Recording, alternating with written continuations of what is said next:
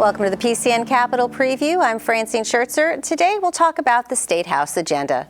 But first, we're joined by Harrison Kahn, senior reporter for City and State PA. Thanks for joining us. Thanks for having me. You wrote that U.S. Senator John Fetterman is proposing to create a national pilot program that mirrors the state's whole home repairs program. For those not familiar, what would this bill accomplish?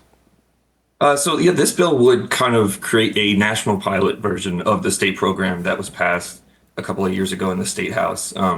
It provides grants and forgivable loans to small landlords and homeowners just looking to modernize, weatherize, and repair their homes. So this would try to take that Pennsylvania version and make a 5-year program at the national level. Who would qualify for the grants and loans that are offered in this program? Like I said, it's supposed to be kept for smaller landlords and homeowners, just individual homeowners. So in the case of landlords, it's those that have fewer than 10 residential properties and no more than a total of 50 units, just to make sure that it is really going to those kind of mom and pop landlords. Are there limits to the amount of the grants or the loans that are offered under the program? Yeah, I believe, at least in the state program, there was up to $50,000 each grantee could receive. And I know based off of the wide demand for it across the state that there was an estimated 18,000 households still on a wait list as of last year. What would this program cost and how would this be funded? That's a good question. Depending on the pilot, it could cost, it could range in a variety of ways. But in Pennsylvania, the initial first-year pilot got $125 million in the state budget in 2022. Unfortunately, it did not receive any funding last year. So I know now that we're kind of kicking things into gear in Harrisburg in January, it's going to be something to keep an eye on this session and as budget negotiations begin. Can you talk a little bit more about the success of this program in the past year and the potential for this to be funded once again in the coming budget that'll be proposed in a few weeks? Yeah, I think it's a relatively unique program because it is bipartisan in nature. It passed, even though it was introduced by a progressive lawmaker, Nikhil Saval out of Philadelphia. It received bipartisan support in 2022, and Fetterman's version also has co-sponsors on the Republican side. So it seems like it's an issue that affects urban, rural, and suburban areas alike. So there's a hope that there could be some progress on this year. Senator Fetterman offered a similar proposal last session. Has anything changed to make it more likely to pass this time around? There is a chance that there is Republican support, behind closed doors. They've indicated that there is somewhat of a priority there, but as far as the technicality, there's just some definitional changes compared to the last piece of legislation towards this one. Harrison Kahn, thank you for joining us this morning. Yeah, thanks for having me. More of the PCN Capitol Preview after this short break. Welcome back. Our guest today is Speaker of the Pennsylvania House, Joanna McClinton. Madam Speaker, thank you for joining us. So glad to be here. Thank you. New members of the House all members of the House were sworn in earlier this month, and you were reelected as Speaker of the Pennsylvania House. What are your top priorities for this year? So we had a wonderful swearing-in ceremony, and we were able to make sure that every member had a memorable moment without too much drama on the floor. As we get into this next session, we have heard directly from Pennsylvania voters on what their priorities are. And number one is continuing to cut costs. We got a lot of legislative wins last session, and we want to double down on those efforts while also strengthening public safety. That is top of mind for all of our families, and making sure that our children are able to go to a great school in their neighborhood. Now, there was an unanticipated vacancy with the death of Representative Matt Gergely a little bit earlier this month.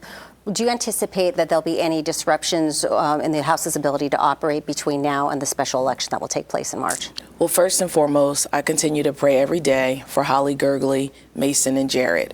We did not expect Representative Gergely to pass away and continue to be shattered because of his untimely passing. I was just in his district of McKeesport a couple days ago, spending time with the family as we laid him to rest.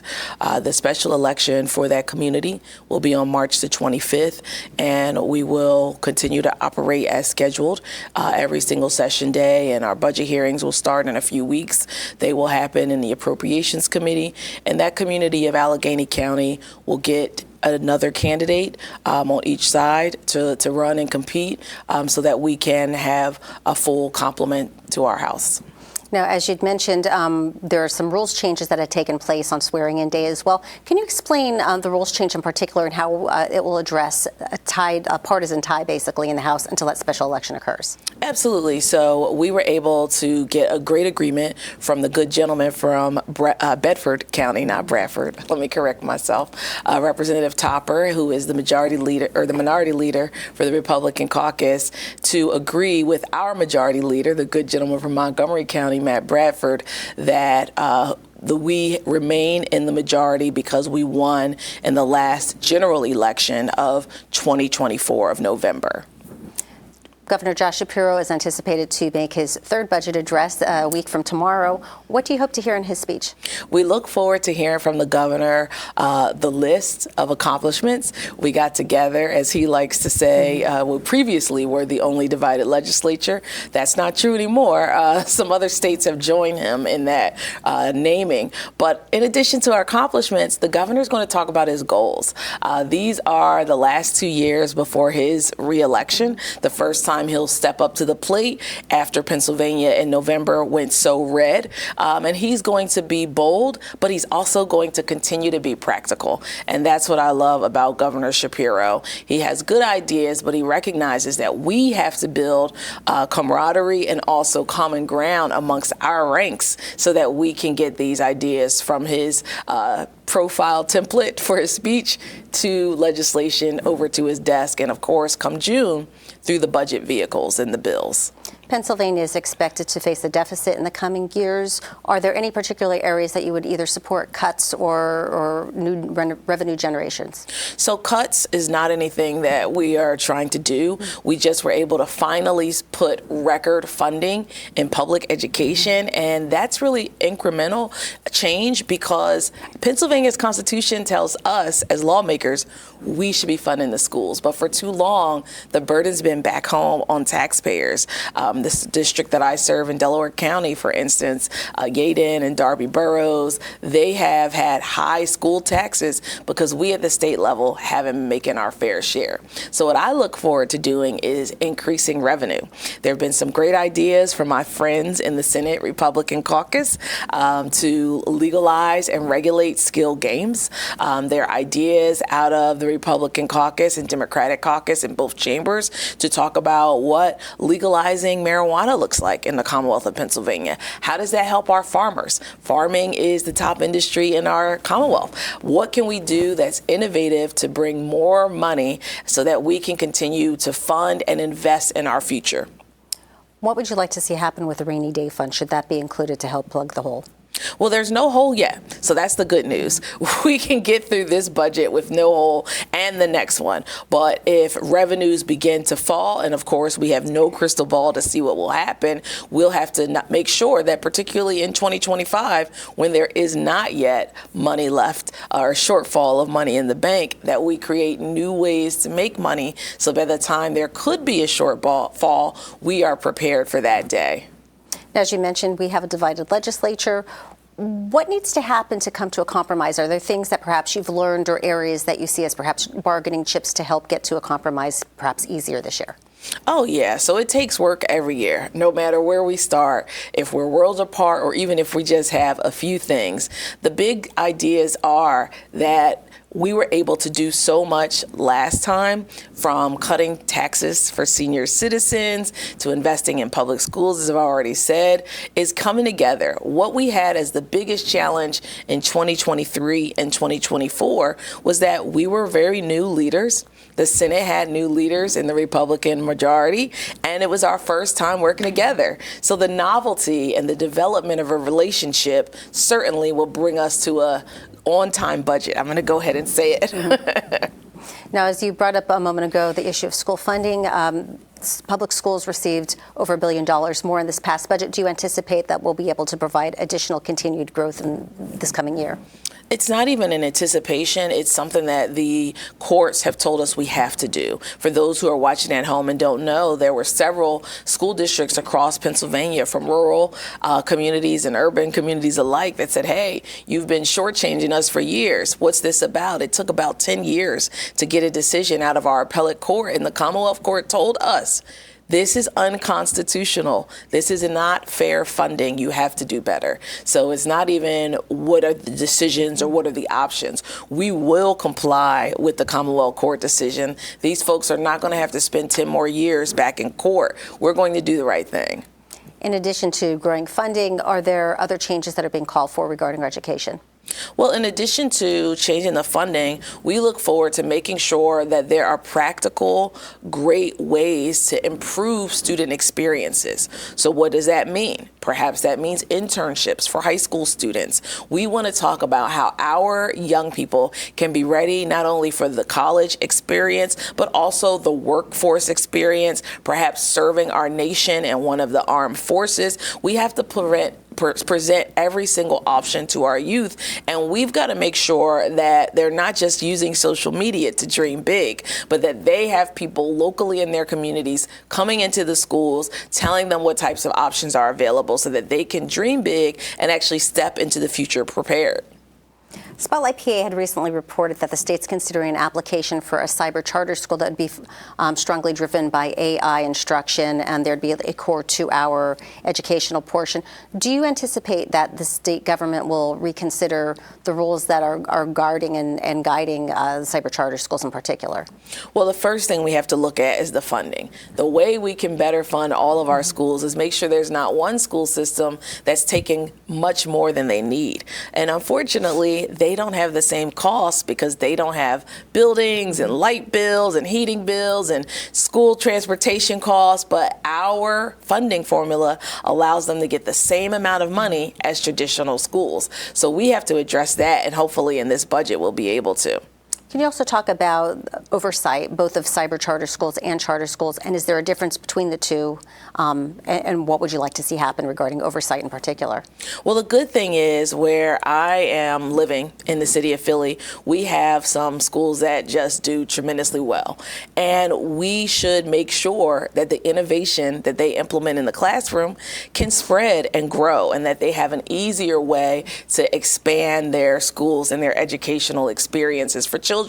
Because when they were started, when I was still a student, don't tell anyone, back in the 90s, it was supposed to be for innovation. Let these school operators choose a new way to educate our children. And we have some that do really well, and unfortunately we have others that don't do well. And we can't have our children going to school not learning how to read, not learning and understanding how to do mathematics. So we've got to make sure the ones that are doing well can grow and not have so many barriers with our 30-plus-year-old charter law. And we have to make sure that the ones who, it just didn't go well, it didn't work out, that we thank them for their service and let our children have the best educational experience. Governor Shapiro was criticized 2 years ago for negotiating a budget deal that included school vouchers, and then he ended up line item vetoing that. Do you anticipate any scenario where school vouchers might be included and that your caucus might support that? Well, we have a humble one-seat majority, so we are always up for compromise. The key is looking at the studies.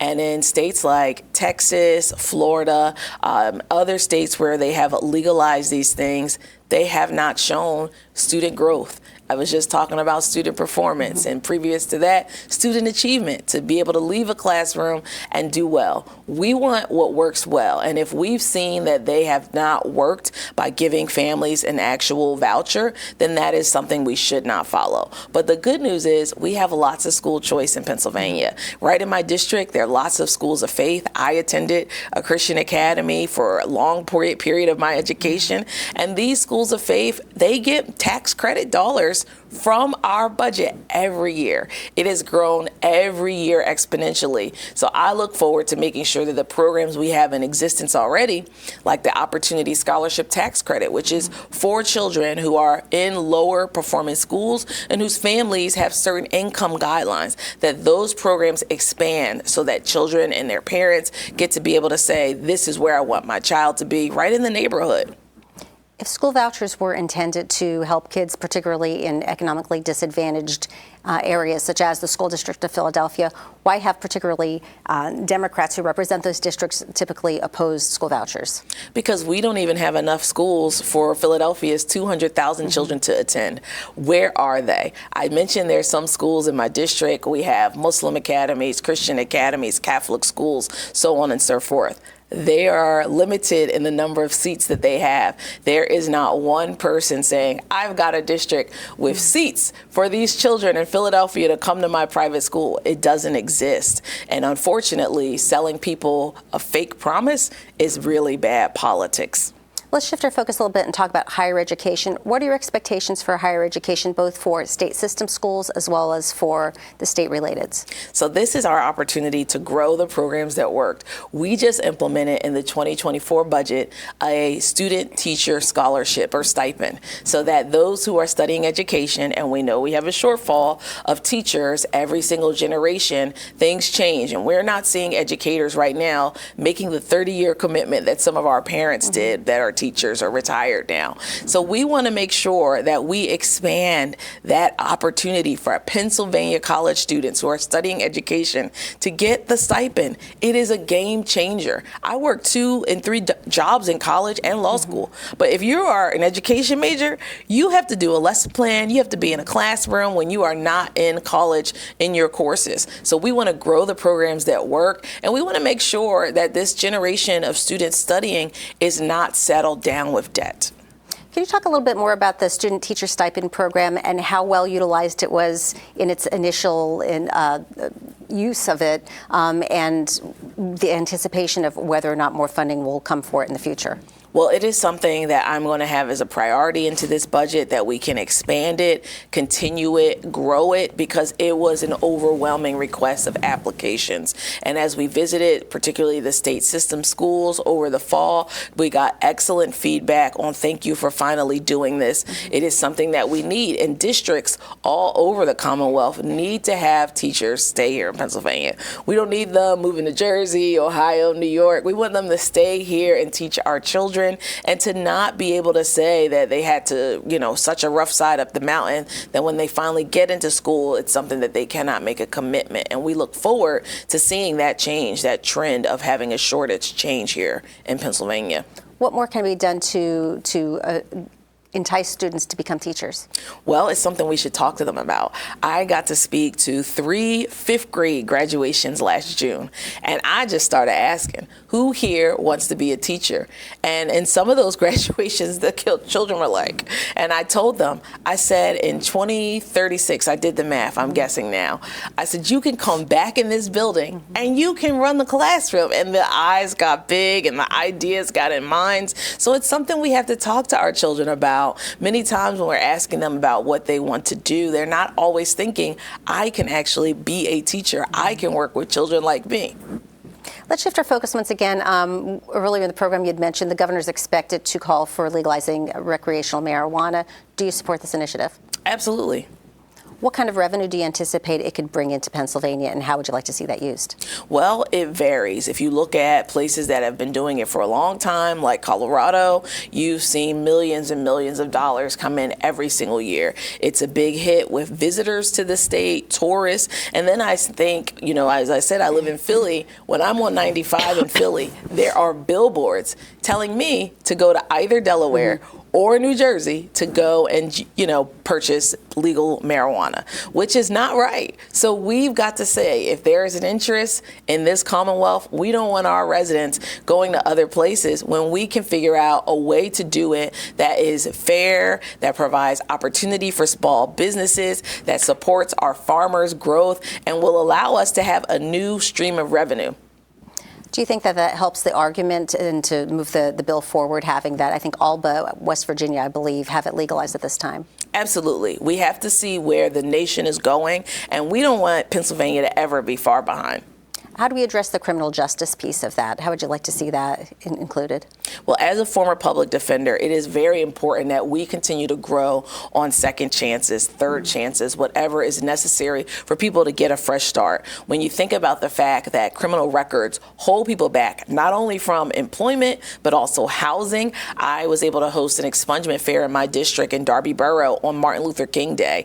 And many of the folks I talked to there talked about starting jobs and losing jobs, all because of a criminal record. And people always say, well, you don't want to be judged by the worst day of your life. But the truth of the matter is, as a public defender who tried cases, the criminal justice system makes mistakes. That's why, unfortunately, people are exonerated after years in prison. So I look forward to whatever we do in terms of legalization, providing a real criminal justice element for there to be expungement for convictions regarding drug offenses, marijuana offenses, for them to be wiped out, and for them not to be a barrier for someone to participate in this business opportunity.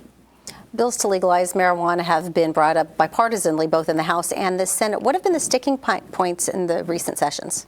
Well, the first thing that's always needed is a willingness politically to do it. It is probably one of the heaviest lifts we could do this session. I think about, bench pressing 300.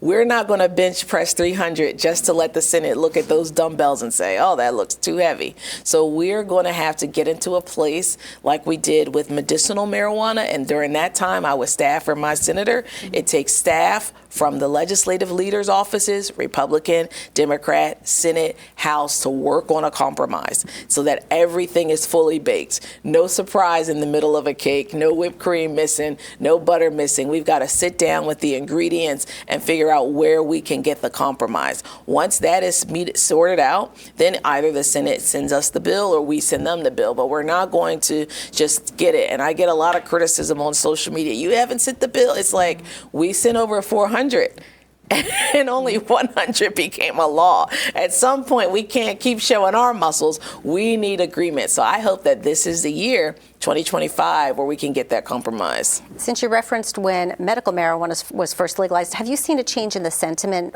within the General Assembly since you first became a member of the House to the present day? Absolutely. So there was a talk that, this is just people wanting to use drugs, not recognizing how many parents of children with neurological disorders need to be able to access cannabis for their children, not to have epileptic seizures, and so on and so forth. How many people have post-traumatic stress disorder, former police, retired military? I mean, this is a whole gamut of folks who otherwise would not be able to access cannabis and be able to keep themselves in a state of peace. So I think that the education has grown. People's constituents have educated us, telling us, I have a card and here's why, and I have a medical marijuana card and here's why, and here's where I go. We've met with people who are in the business, in the industry, the growers, those who are dispensing, and I think that there's been such a point where that idea of, this is just a gateway drug, which is what I heard growing up as a kid in the 80s and 90s, to an understanding of how there are positive uses and they really help people who've been suffering medically.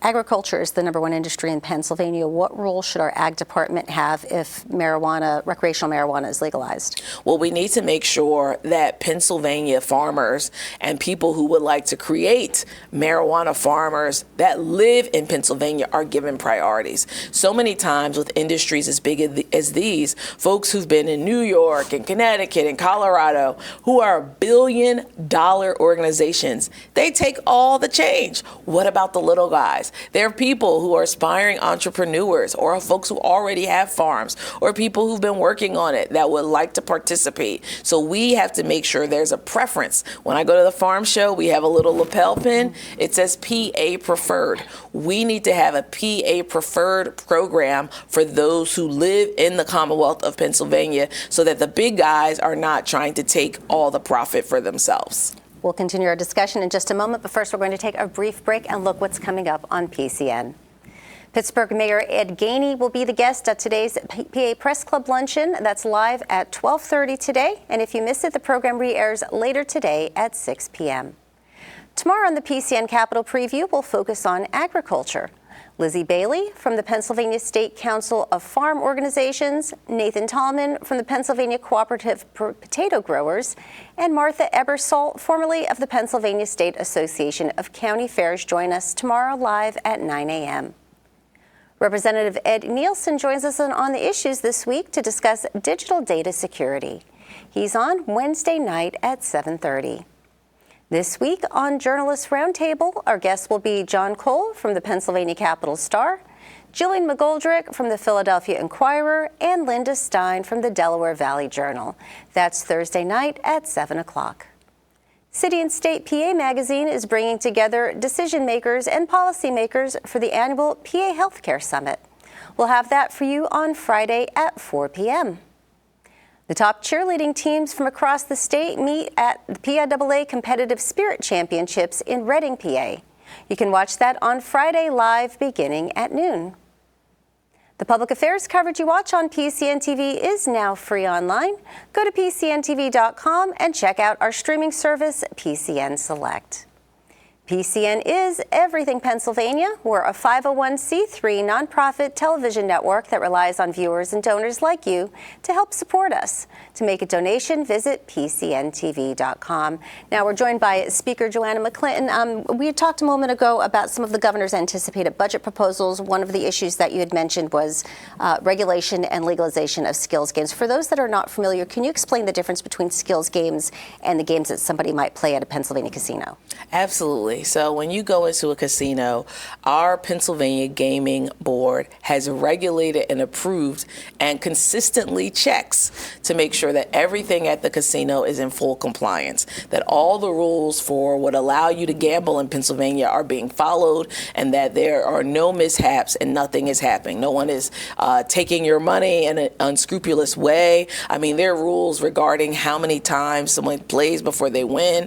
Of course, it's not fixed in the sense of, oh, you know where you are, but everything is regulated. I tour casinos regularly across the Commonwealth of Pennsylvania, and the Gaming Control Board can show up anytime and just say, hey, let me see this, let me see this, let me see that, to make sure everything's in compliance. Now, skilled games are often in bodegas, corner stores, the gas station, tavern. You know, maybe there's a tavern at the end of your road that your friend owns, and it looks just like what you would play in a casino, but no one is regulating it.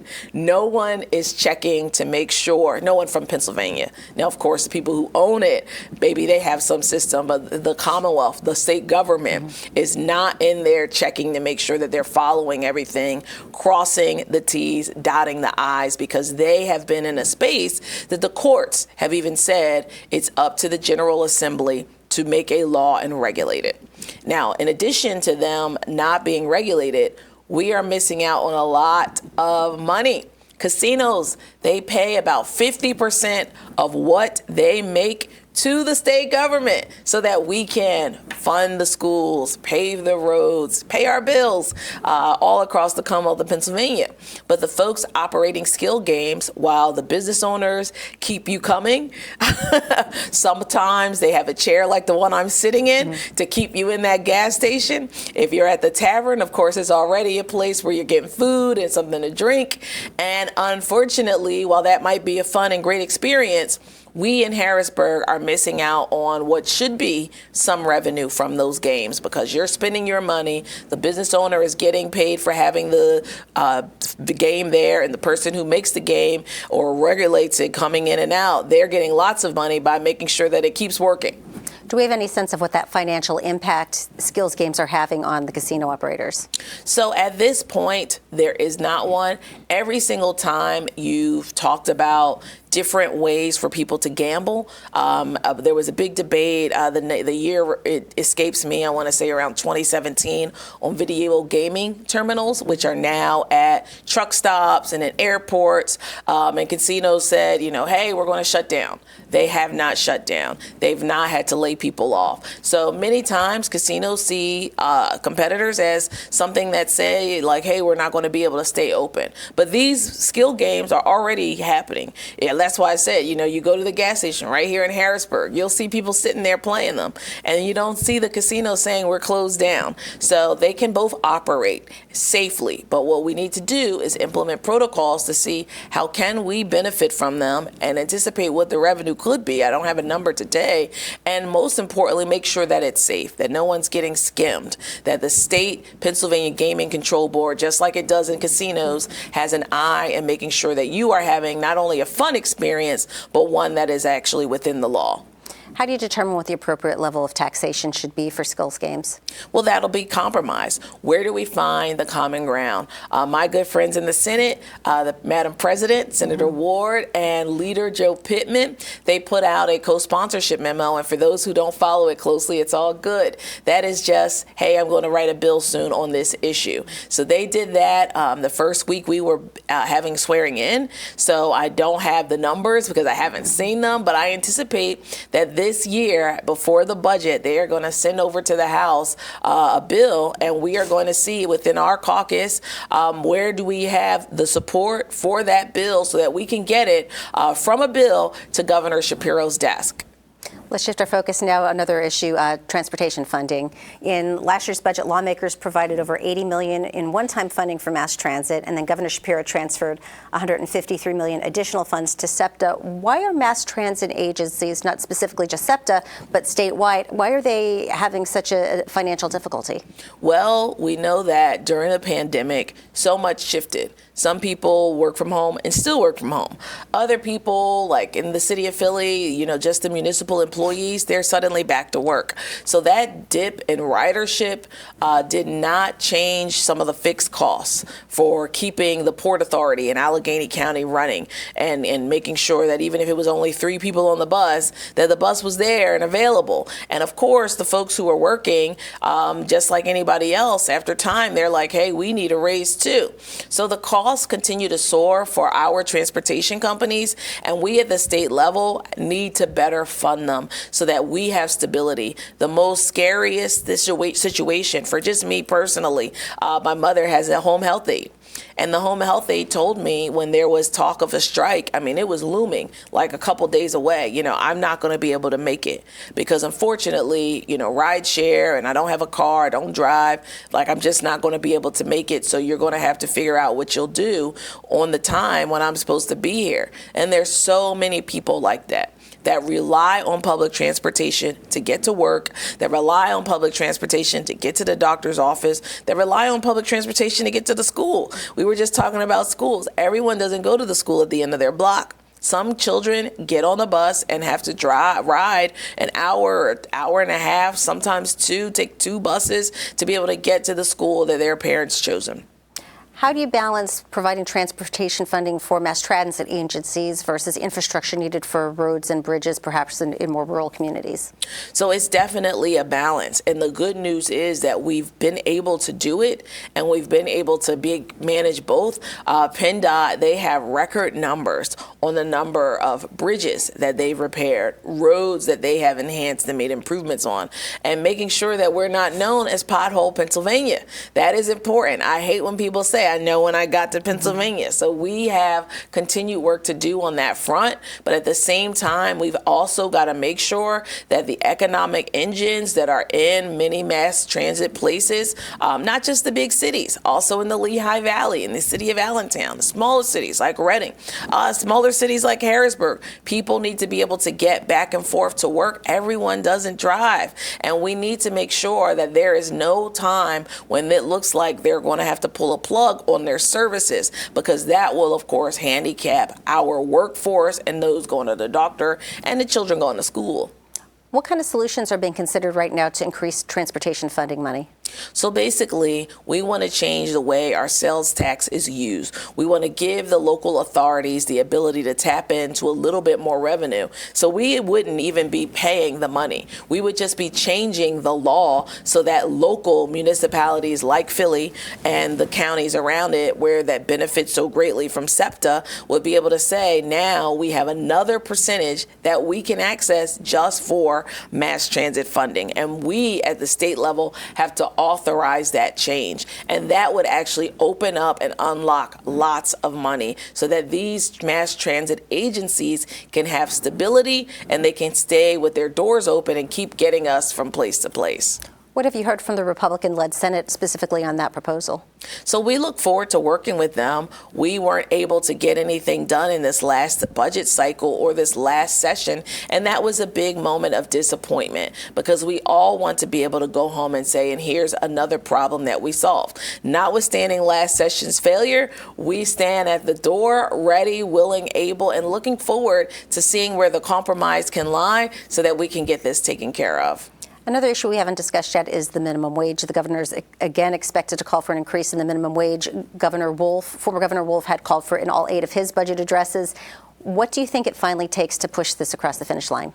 Willingness. It has to be willing, and we need everybody to talk about it, not just Democrats. It is not a Democratic issue. It's not a Democratic talking point, but people who are in the workforce, especially those of you watching who are in areas where you are proudly represented by Republicans, you must tell your representative and your senator that it is not fair for jobs to even have the idea that they should start at $7.25.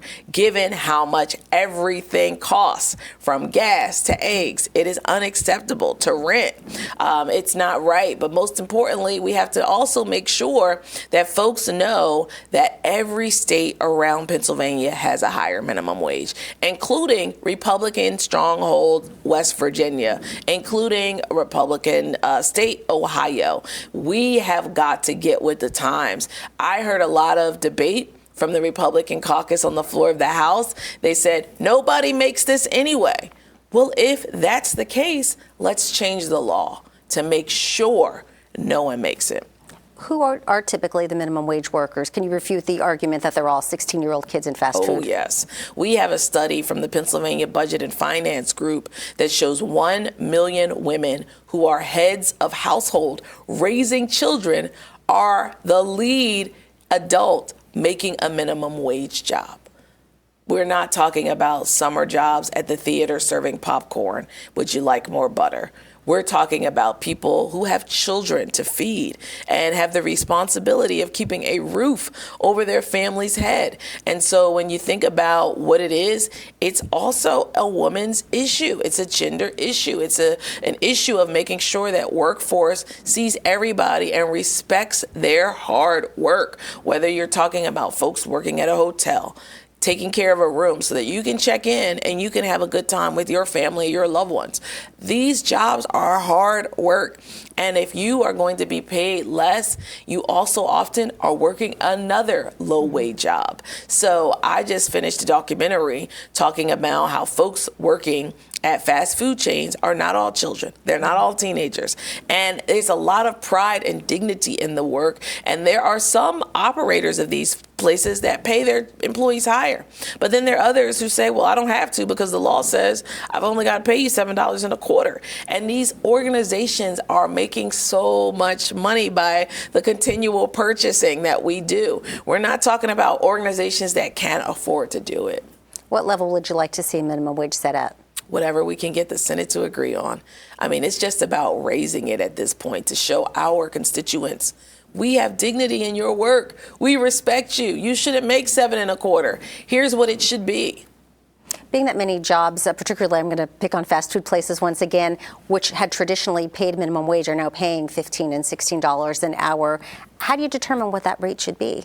Well, that's why I said where we can get compromise. It depends on so many factors. You think about a state like New York. Well, they've made it so that in New York City, it's higher than it is in rural counties of New York because it's a different quality of life and it's a different cost of living, depending on where you are. So we have to do what's best for Pennsylvania. And we also have to know that just raising it a few dollars will mean so much, particularly back to home health aides, back to people who are doing back-breaking jobs, who love their patients, but who also get cash assistance. And they've worked 50 hours a week. They're also getting food stamps. They're also getting things from the state that they would like to be able to say, I don't need any help from the government because I love taking care of patients. And these folks, we have to recognize when we raise the wage, organizations that are making lots of money by having contracts with the state will say, oh, we got to pay better. And we have to look at it from that angle. With us raising it makes all the folks who have large businesses know, well, we have to do better by our employees because they're going to then leave. We did a policy tour not long ago, and we were in northeastern Pennsylvania in Scranton. And they told us people are leaving the nursing home to go work at Sheetz. How is that? If you love to take care of people in their time of need, people who are sick, people who are struggling, why would you then go and work at the Sheetz? It's because they make more at the Sheetz. And we need to know, like, listen, if we raise the wage, it's going to be able to retain folks working in jobs where we really need them, like healthcare. What do you hear from your Republican colleagues in the Senate on this issue? Well, we just started. It's still January, so we haven't heard anything yet.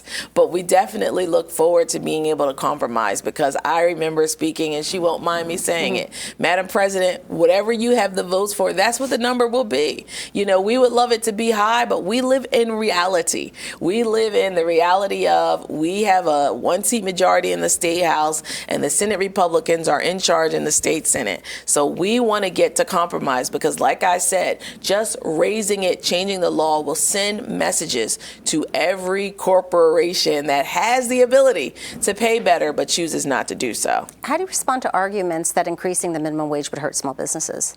Well, that's why I said it's the places that have the ability to do so. And the truth is, many of the small businesses, like the smallest ones, the mom and pop businesses, sometimes, depending on what they're doing, they have the younger people working at their jobs, filling those positions and having temporary positions and let people know, like, hey, you're going to be here now, you're going to learn this, and then you're going to go on to something else. Like I tell interns in my office or even young constituent service advisors, you're here now, but one day, and it could be soon, you're going to say, you know what, I did that for a year and I'm moving on. So it's different things depending on what type of industry. I'd like to get you to just comment briefly on one or two of President Trump's executive orders and how they might impact things in Pennsylvania.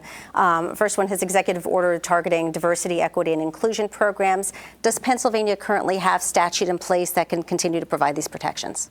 So we have the Pennsylvania Human Relations Code in place, and that provides the ability for folks who in fear that they've experienced discrimination to have an opportunity to get counseling, to get support, to make sure that their workforce is in full compliance with the law. Anything's ever happened, you can call the Pennsylvania Human Relations Commission. You can explain confidentially the situation and make sure you have not, in fact, experienced discrimination in your workplace. And if you have, what next steps can be? What are some of the options and the remedies? Another one of the president's executive orders defines only two genders. Do you think that this will move the state House and Senate to perhaps reconsider or revisit the issue of LGBTQ protections and that have been proposed in past sessions? Not at all, because that is simply something that, what does it really mean? Of course, there are two genders. It's like newsflash. I don't think that was breaking news to most. But of course, we also want to make sure that people aren't discriminated. People don't lose their jobs. You know, we just talked about DEI, discrimination. We want to make sure that Pennsylvania is not one of a few states, as it is now, where you can lose your job or your house because of who you love. And that's no laughing matter. When we started off the program, you had referenced that there were some rules changes on swearing-in day at the beginning of January. There was also the creation of 3 new committees in the House. So I'll just mention them briefly. Communications and Technology, Energy and Intergovernmental Affairs and Operations. Can you talk a little bit about what led to these specific new committees and what you hope to see come from them? Absolutely. So we want to make sure that our House structure mirrors a little bit better what the Senate has done for years. One thing that we previously had in the House, but predates my service, we had an Intergovernmental Affairs Committee before, so we kind of resurrected that. We brought it back to life. And then in terms of communication and technology, you mentioned AI in schools and education. We are in the information age. We are in the tech age. So we wanted to be able to make sure that one committee's sole focus is on dealing with all of the issues, whether we're talking about social media or AI, things of the future, making sure that Pennsylvania is at the forefront and prepared. And then another thing, a lot of people don't know this, but we are one of the largest energy producers in the whole United States. We export energy in Pennsylvania. We have a big booming industry. And in terms of the responsibility we have in both protecting our environment and also making sure that this is a place where energy can grow and where we can keep the heat in the winter, something that I'm a big fan of. We have a committee now, one that does environmental regulations, and that is separate, and one that focuses on energy regulation. In past sessions, the House had considered several bills dealing with gun law. Can you talk a little bit about what you expect to come through this session? Yes. So we passed in last session a few bills, one of them being a red flag law, which is very popular. It's passed in dozens of states. If someone you know, you love, you care about is experiencing a mental health challenge, you'd be able to pick up the phone and said, hey, Johnny is not right. And they would then say, okay, let's step in, let's evaluate the situation, let's have Johnny meet with someone who's unbiased and a professional, and let's see what's going on. And if that person agrees, then temporarily any firearms that Johnny has would be removed so that Johnny doesn't hurt himself or anyone else. And unfortunately, from the incident that happened in 2023 in Juniata County, where state troopers on their day off were met with a barrage of bullets. And then a couple weeks later, right outside my district in our community of Southwest Philly, where we had a neighbor just kind of go crazy and did it for 2 different nights, just shooting people at random. We have to do something. We have to do something. We cannot sit on our hands and say, oh, we can't do anything. No, we have to do something. I never had a school shooting drill growing up, and I'm just 42. But every child, those who are 20 and under, this is something they've had to do, because I was in the 12th grade when Columbine happened. And the fact that laws have not changed and kept up, 2024, there were 83 school shootings in the United States, more than ever. The only year we did not have school shootings was 2020, unfortunately, but there was a pandemic. So I definitely look forward to working with my friends across the aisle, across the building, to see what can we do in the Commonwealth to make sure that we keep everyone safe. And most importantly, the programs that we do through the budget, the violence prevention programs, that they continue to stay intact, because they are very important. Targeting vulnerable populations, making sure that they have activities, mentorship to keep them out of trouble, are one of the ways that we've seen violence go down in places like where I live in Philly. But we need to do more to change the law to also make sure if somebody's having a problem that they can't hurt us and that they can't hurt themselves. In past sessions, former Representative Mark Rossi was pursuing a constitutional amendment to allow survivors of sexual abuse to sue their perpetrators. Do you foresee this bill continuing, or this issue remaining in the House? Yes, that is a very important issue. When you think about access and justice, you shouldn't be told you can't access it just because you were too scared as a victim, as a child, to tell anyone about it. It's not right. It's not fair. And every state around us has changed their law, and almost 30 states across the United States make sure that, God forbid, something like that occurred in your youth, in your childhood, that you can still report it and be able to pursue justice. Now that the governor's budget address is only about a week away, what do you anticipate the House taking up in the coming weeks and leading through the budget process? So we look forward to organizing committees today, making sure that they can choose their chairs, their vice chair. They are going to be doing that process as soon as we gavel in on the floor of the House. We also look forward to being prepared for the governor's budget address. And as that occurs, we then have several weeks in which the appropriate Appropriations Committee in the State House and our friends in the Senate do the same thing, where they interview every state agency that comes with their handout for money to say, why do you need money? What are you all doing? What are your accomplishments? What are your shortfalls? So that is a bulk of what we'll be doing. And then we return back in the middle of March to continue the work of the House. Speaker of the House, Joanna McClinton, thank you so much for joining us. Thank you. Earlier, PCN spoke with the CEO of Quantum Communications, Charlie Giroux, about President Trump's first week back in the White House. Charlie Giroux, welcome to our program. Donald Trump was inaugurated into his second term as president this past Monday and has already signed multiple executive orders. Which ones stand out to you? The ones that stand out to me are the ones on immigration, because these are promises that he made on the campaign trail. He reiterated them during his inaugural address, and now he's putting them into action at warp speed. And it's really something that's vital to the security of the country and to preserving our borders. One of Trump's first actions in office was to pardon those involved in the January 6th violence at the Capitol. The law enforcement officers are saying they're offended by this because they claim that they were the victims of this incident. What do you say about that? Well, some are. Let's be very clear.